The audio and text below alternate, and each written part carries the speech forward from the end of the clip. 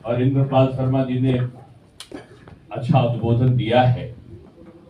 अरुण दीक्षित जी, राजेंद्र पंडित जी, अमित जी लोग प्रदेश से, उत्तर प्रदेश से चलकर यहाँ काम करते हैं। बहुत दिन का संगठन है।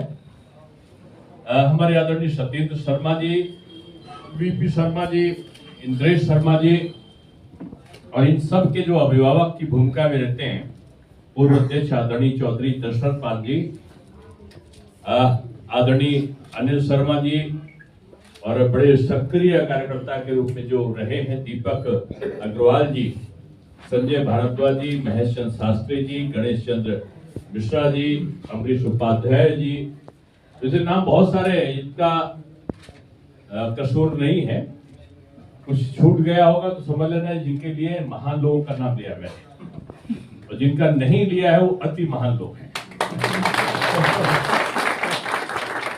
ऐसे सभी देवतुल्य ब्रह्म समाज के कर्णधारों, आपको मैंने कर्णधार कहा, आप जानते हो कि मैं राष्ट्रीय उपाध्यक्ष भी रहा पार्टी का, आदरणीय अमित शाह जी के मार्गदर्शन में रहा, उनके साथ में गुजरात का 5 साल प्रभारी रहा।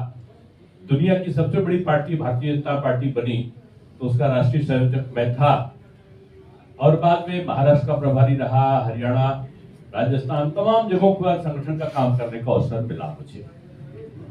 3 बार मैं उत्तर प्रदेश बीजेपी यूथ का अध्यक्ष रहा, प्रभारी रहा, पर्यटन का चेयरमैन रहा, युवा आयोग का अटल जी के समय मैं रहा, अटल जी के आखिरी चुनाव का करता धरता मैं रहा, उन्हें 5 चुनाव में कार्यालय का इंचार्ज था, राजनाथ सिंह जी के दोनों चुनाव का इंचार्ज रहा, कलराज मिश्रा जी के इंचार्ज रहा, बहुत सारा एक लंबा उमा भारती जी का इंचार्ज रहा चुनाव का, टंडन जी का रहा।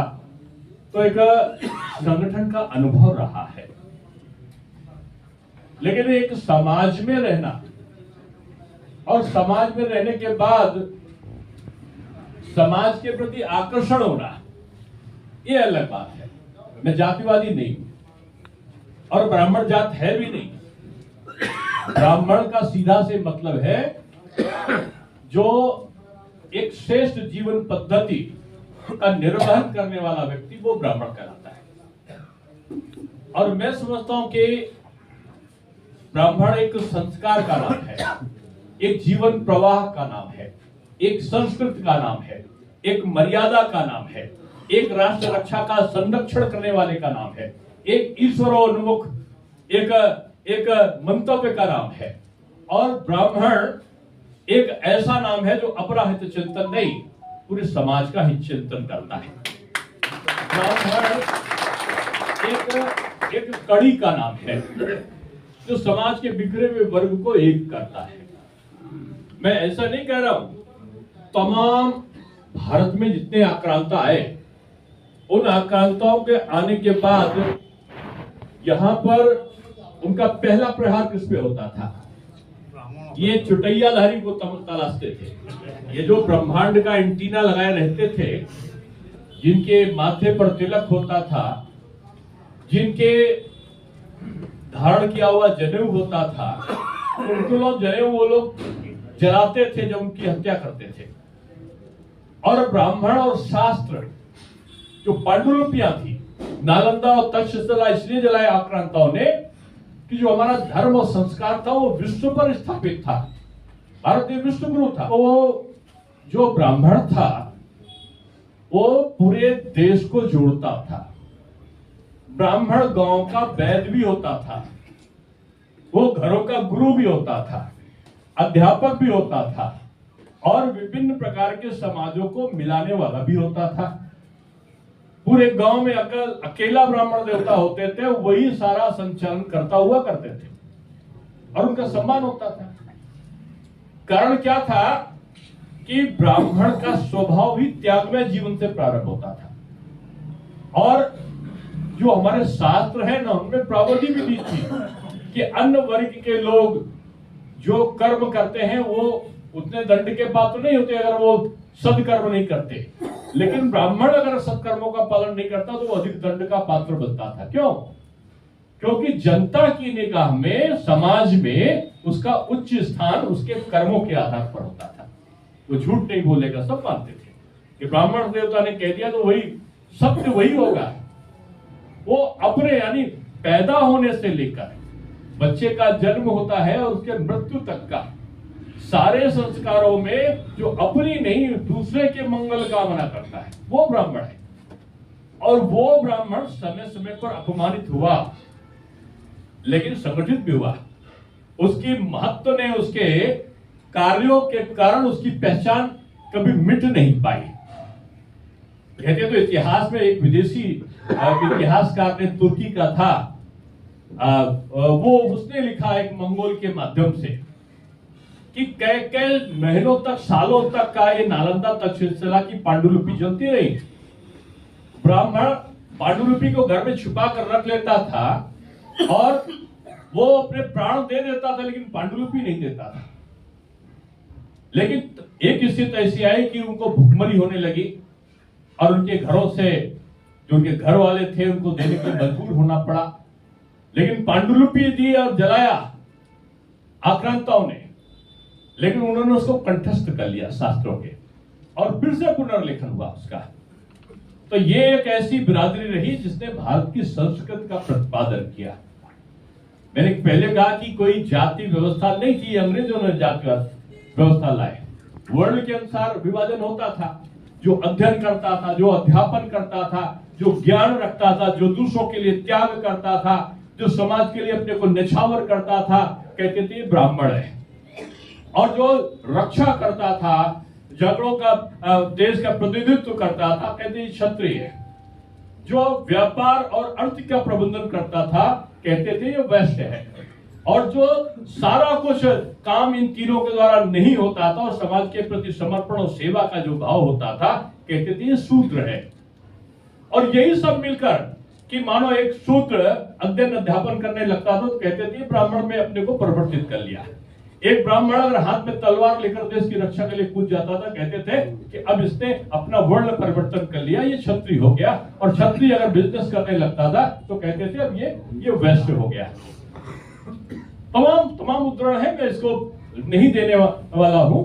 लेकिन इस सब चीज को खराब करने के लिए जब आक्रांता आए मुगलों के बाद से इनको जातियों में बांटा गया। पहले कुछ 100 जाति में डाला, लेकिन अंग्रेजों ने भी और जो आक्रांता थे भारतवर्ष के, उन्होंने इनको जातियों में नहीं बांटा। जातियों में इसलिए नहीं बांटा कि और धर्मों को जातियों में नहीं बांटा। उन्होंने हिंदुस्तान पर राज्य करना है तो इस हिंदू संस्कृति को मानने वालों को बांट दो और इसमें सबसे ज्यादा बदनाम करो जिसको, सबको, समाज को, जिसके खिलाफ आप घृणा पैदा करो, उसको उन्होंने पाया कि ये ब्राह्मण है। और ब्राह्मण के खिलाफ एक वातावरण तैयार करने का काम उन आक्रांताओं ने किया और तमाम चीजों में कह दिया कि ब्राह्मण जो है ग्रंथ पढ़ाता है। अब पूछो कि अगर रामायण लिखी है तो वाल्मीकि जी ने लिखी है। आज के समय कोई ये नहीं कहेगा कि हम तो उनको भगवान मानते हैं वाल्मीकि जी को, कि वो ब्राह्मण थे, ऐसा कोई नहीं कहता। वेद व्यास जी ने लिखा, जो हमारे महाभारत है या पुराण है या जो भी है, वो भी मछली का कहते कि उनके परिवार वाले उसका व्यापार करते थे, वो भी ब्राह्मण वर्ग से नहीं आते थे। यदुवंशी भगवान कृष्ण ने गीता का उपदेश दिया, उसका हम प्रतिपादन ये ब्राह्मण देवता करते हैं, उनको भी ब्राह्मण उसमें नहीं लाए। यानी जो ग्रंथ लिखे थे, कभी ब्राह्मणों ने अपने लिखे ग्रंथ का प्रतिपादन नहीं कराया। समाज को एकत्रित करने के लिए उन्होंने जो भी भारत की संस्कृति के अच्छे तथ्य थे उनको सामने लाया। मैंने कहानी, किस्सा, इतिहास केवल क्यों बताया है कि आज आप में सब विभेद पैदा करने के लिए आते हैं, क्योंकि वो जानते हैं कि ब्राह्मण जो आज जिसको हम जाति कहते हैं, वो अगर खड़ा हो गया तो अपने साथ 10 लोगों को और ले आएगा। यानी वो एक ब्राह्मण को, एक वोट को एक ब्राह्मण नहीं सोचते, वो सोचते ये एक है, इसके मतलब ये 10 लोगों को प्रभावित कर सकता है कम से कम। उसको शक्तिशाली आज भी सब मानते हैं, मतलब निकाल लेते हैं, बाद में गाली भी सबसे ज्यादा देते हैं। लेकिन क्या है, ब्राह्मण क्या देखता है? कोई मुझसे जब पूछता है तो मैंने कहा मैं हर जाति का सम्मान करता हूं। आज वैश्य समझते हैं कि मैं चुनाव में लड़ा था तो 90% वेस्ट वोट मुझे मिला था। मैं महापौर का चुनाव लड़ा था और मेरे खिलाफ जो वेस्ट लड़ रहे थे उनको 5-7% मिला होगा। मेरे खिलाफ जो समाजवादी का लड़ रहा था उसको यादव वोट मुश्किल से 5% मिला होगा। मुलायम सिंह जी ने मन से कहा मुझे कि आपको 90% लोगों ने यादवों ने दिया, तो हमने कहा नहीं 95% दिया है। मुस्लिम ने भी हमारे समय में वो वर्ल्ड रिकॉर्ड बना था मेरी जीत का, और मैंने कहीं प्रचार नहीं किया। दूसरे चुनाव में 2 बार मैं महापौर, 11 साल में महापौर रहा, और सांसद से बड़ा क्षेत्र मेरा होता है। डायरेक्ट पब्लिक चुनती है, 25-30 लाख मतदाता होते हैं, और मेरे खिलाफ सारे दल मिल गए थे। और उस समय भारतीय जनता पार्टी 7 में से 6 सीटें हार गई थी, और अगले महीने चुनाव महापौर का था। तो मैं जो कहना चाहता था कि उसमें सारी जातियों ने मैंने 8 बजे के बाद प्रचार नहीं किया, कार्यालय नहीं खोला, किसी नेता की सभा नहीं लगाई, कहीं होल्डिंग अपनी नहीं लगाई लेकिन सबने दिया। क्यों? क्योंकि समाज को एकत्रित करना आज की आवश्यकता है। हम अलग अलग बढ़ जाते हैं। मैं आ रहा था तो एक जगह अंगूर पे ठेला लगा हुआ बेच रहा था अंगूर। तो मैंने उससे पूछा, भाई हमका लंबी यात्रा है, उससे कहीं पूछ लो कुछ मिल जाए। तो उससे कहा कि गुच्छे वाला चाहिए कि अलग अलग वाला चाहिए। तो हमने कहा दोनों अंगूर एक से हैं, इसका मतलब है पूछो उससे। तो उसने एक का जो गुच्छा था जितना वजन का, उसने कहा इतने वजन का गुच्छा लोगे तो ये 50 रुपए का, और अलग अलग लोगे तो बोला ये 35 रुपए का, उतने ही वजन का। तो क्यों, ऐसा क्यों है? बोला साहब ये एक साथ है इसलिए इसकी कीमत ज्यादा है, और ये अलग अलग है तो अलग अलग का दाम अपने आप कम हो जाता है। तो ब्राह्मण देवता अलग अलग मत होना, आपकी कीमत बहुत ज्यादा है। आपके गुच्छे को चाहिए, ब्रह्म गुच्छ चाहिए मुझे। और ब्रह्म गुच्छ जानने के लिए क्यों? क्योंकि तो सारे दल आएंगे। ब्राह्मण क्या चाहता है? अभी उन्होंने कहा कि अब गरीब ब्राह्मण नहीं, ब्राह्मण भी आपने बोला सूर्य जी ने कि कहा होता था कि गरीब ब्राह्मण था, ब्राह्मण ने राज कभी नहीं किया, दूसरे का राज कराया, ऐसा आता है। लेकिन ईश्वर की अनुकंपा है कि ब्राह्मण हमेशा सबल रहा है, ज्ञान में सबल रहा है, अपने मानसिकता में सुदृढ़ रहा है, दृढ़ता का परिचय रहा है। और आज भी चुनाव में सबसे ज्यादा ये सब करते हैं तो ब्राह्मण से डरते हैं। क्यों? क्यों? ब्राह्मण अटल बिहारी वाजपेयी जी के समय से जो ब्राह्मण ने भारतीय जनता पार्टी के पक्ष में अपना मतदान किया, उसका कारण क्या है? कि ब्राह्मण अपना सम्मान चाहता है, ब्राह्मण अपने देवी देवताओं का सम्मान चाहता है, ब्राह्मण अपने कर्मकांड को सुरक्षित रखना चाहता है, ब्राह्मण अपने 30 त्योहारों का अनुपालन ठीक से हो ये चाहता है, बहु बेटियों की इज्जत हो ये चाहता है। अब आप दूसरे दलों में देखो, कुंभ को गाली देने वाले कितने सब खड़े हो गए थे। एक यहाँ के प्रत्याशी जो मुख्यमंत्री जी रहे, पूर्व में नाम लेने में क्या है, आदरणीय श्रीमान जेल रिटर्न, ये लोग होते हैं ना, विदेश रिटर्न है, ये फलाना रिटर्न है, तो वो वापस वहीं बैठे सुनीता जी वहीं बैठ जाइए और बीच में बात ना करिए। मैं गडकरी जी के पास जा रहा हूं जी, यहाँ पर मेट्रो का विस्तार और तमाम और बड़े हाईवे बनने हैं, आपने क्यों नहीं किया? आपको तो पैसा मिला है जी। मैंने बहुत बड़ी चिट्ठी लिखी है गडकरी जी को और प्रधानमंत्री को। आपने आयुष्मान कार्ड क्यों नहीं दिया दवा का? आपने यहाँ पर जो प्रधानमंत्री आवास है क्यों नहीं दिया? मैं प्रधानमंत्री जी को चिट्ठी लिख रहा हूं। अरे भैया, जब सब कुछ प्रधानमंत्री को करना है, जब सारी योजना प्रधानमंत्री को करना है, तो तुम किसके तुम मूली हो?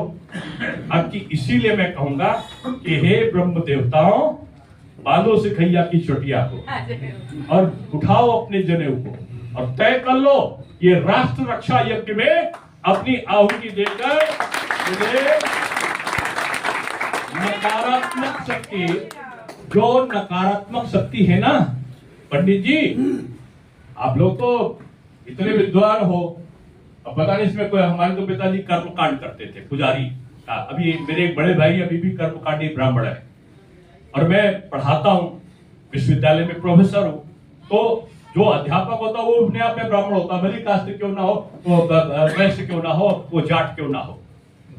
तो मैं दोनों तरीके से ब्राह्मण हूं, इसलिए मैं आपको कहता हूं, जैसे हम लोग यज्ञ करते हैं ना, तो कहते हैं ओम नमो नमः, ये स्वाहा, क्या बोलते हैं पंडित जी? स्वाहा। तो किसी भी मंत्र को शास्त्री है, कोई मंत्र बोल के करते हैं, वो ओम नमो नमः स्वाहा या जो भी बोल देते हो, या किसी भगवान का नाम लेके कहते स्वाहा। क्यों करते हैं? क्योंकि नकारात्मक शक्तियों को वहां से भगाना होता है, ये बात है ना। तो आपको दिल्ली से नकारात्मक शक्ति भगाना है क्या?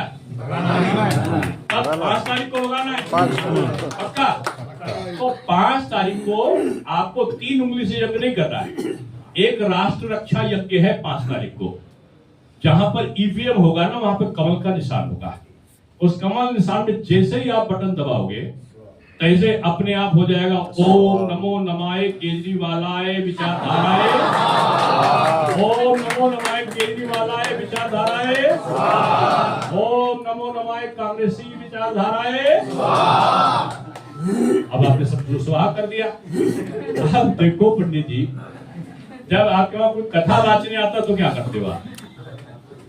कथा वाचने के बाद जो कथा वाचता है उसको क्या करते हो आप? दक्षिणा देते हो। तो हमने इतनी देर कथा वाची है, हमको दक्षिणा दोगे पक्का? या हाथ उठा के बोलो, दक्षिणा दोगे? दक्षिणा दोगे? तो ये दक्षिणा में हाथ उठाकर मांग रहा हूँ कि एक एक ब्राह्मण देवता सारी जाति बिरादरी को साथ में लेकर 5 तारीख को भाजपा के पक्ष में मतदान करोगे? बताओ, भाजपा के पक्ष में मतदान करोगे? बीजेपी जीतेगी, केजरीवाल हारेंगे, कांग्रेस भागेगी, भाजपा के जीतेगी, बीजेपी का मुख्यमंत्री बनेगा, भारत मां की जय होगी, सनातन की विजय होगी, सनातन की विजय होगी, हम एक रहेंगे पक्का। तो आप एक चीज याद रखना, यहाँ बहनें नहीं आई हैं, मैंने एक नारा दिया है कि आप पहले मतदान फिर जलपान, इसका संकल्प लेना। और ये भूल जाना कि अकेले चाणक्य ने निश्चय कर लिया था कि घनानंद का अभिमान को खत्म करना है, उसको मगध के राजा से हटाना है। तो चाणक्य ने अपनी शिखा को बांधा और चल पड़ा, और चल पड़े, और पता चला कि उन्होंने चंद्रगुप्त मौर्य को शासक बना दिया। तो मैं आपसे कहूंगा कि चंद्रगुप्त मौर्य की तरीके से मोदी जी का जो नेतृत्व है, सबको एक करके पूरे भारत को विकसित भारत बनाने की तरफ, उसके लिए तैयार हो जाओ। और आप ये चीज ध्यान रखना कि हम ब्रह्म देवता हैं, और देवता के सामने दूसरी जातियों का भी सम्मान रहता है, इसे सबको एक करो। एक ही जाति बिरादरी है जो सब धर्मों को एक कर सकती है, ये गुर्जर, ये जाट, ये सैनी, ये मुराओ, ये मौर्य, ये जाटो, ये पासी, ये वाल्मीकि, सबको एक करने का काम कोई कर सकता है तो ब्रह्म देवता। तो ये देखो, पूर्णमासी के दिन तो देवता कहते, कुंभ में पूर्णमासी के दिन देवता बगैर कहे वो पृथ्वी पर आकर स्नान करते हैं। मैं कहूंगा, हे पृथ्वी के देवताओं, तुम बगैर कहे 5 तारीख को अपने मतदान पर पहुंच जाना, और तुम जीत का स्नान करके आ जाना। जीत का स्नान करने की मैं आह्वान करने के लिए आप में आया था। इसलिए अब अगड़ा, पिछड़ा, अनुसूचित, दलित कुछ नहीं, ये बजरंगबली का गुस्सा और ये सबको एक करने वाले सनातनी जोश आपके साथ में रहना चाहिए। और मैं ये कहूंगा, इसका नेतृत्व यही बुद्धिजीवी वर्ग करने वाला है। इसलिए इस सबको भूलकर आप ये मत बोलो, हम लोग तो है ना बीजेपी में, और आदरणीय मुरली मनोहर जोशी से लेकर सुषमा स्वराज से लेकर अरुण जेटली से लेकर श्यामा प्रसाद मुखर्जी से लेकर पंडित दीनदयाल उपाध्याय से लेकर अनंत कुमार से लेकर गडकरी जी से लेकर तमाम नेतृत्व तो आपकी बिरादरी का ही रहा है। बीजेपी जाति में नहीं, सनातन में विश्वास करती है। इसलिए ये बजरंगबली का भूसा बनाओ, और मेरे साथ एक बार फिर से जोर से बोलो, बताओ, बीजेपी जीतेगी? बीजेपी जीतेगी? केजरीवाल हारेंगे? केजरीवाल हारेंगे? भारत मां की की जय होगी, हम मिलकर रहेंगे, सनातन की विजय होगी। मेरे साथ जोर से बोलो, बोलो भारत माता की जय। कुछ लोग हाथ नहीं उठा रहे। अगर ब्रह्मदेव का हाथ नहीं उठाए तो समझ लेना वो दुर्वासा जी नाराज है किसी बात पे। जो लोग खुश है वो हाथ उठाएंगे, जो नाराज है नहीं उठाएंगे। मेरे साथ जोर से बोलो, भारत माता की जय, भारत माता की जय, वंदे मातरम, वंदे मातरम, वंदे मातरम। बहुत है।